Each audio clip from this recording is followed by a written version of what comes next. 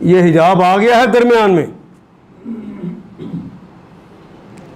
یہ آخرت پر ایمان لانا کتنا ضروری ہے. آپ برائیوں سے بچانے کے لیے،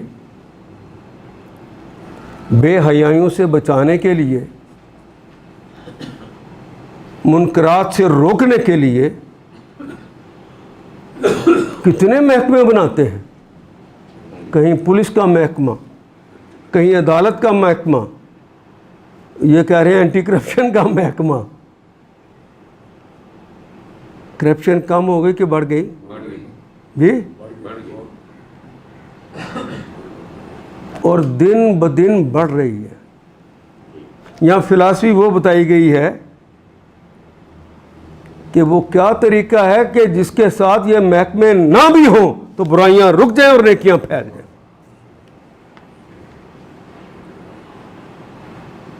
نبی محترم صلی اللہ علیہ وسلم نے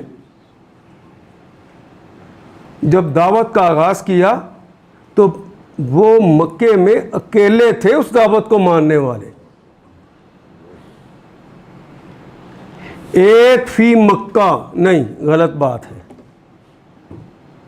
ایک فی العرب نہیں، وہ بھی غلط ہے. ایک فی دنیا تھے، پوری دنیا میں اکیلے تھے، تنہا. مادی کوئی سہارا موجود نہیں ہے. دعوت کا آغاز کیا کرتے ہیں؟ اے اللہ کے بندو اور میرے پیارو، تم میرے ہو،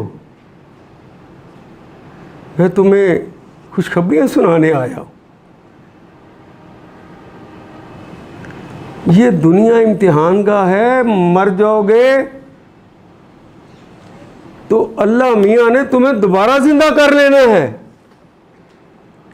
وہ پوچھے گا کہ بتاؤ دنیا کے اندر کیا کر کے آئے ہو. حضور نے ایک ایک بات کھول کھول کے الگ الگ سمجھائی. تمہارا کسی چیز کو کھانے کو جی چاہا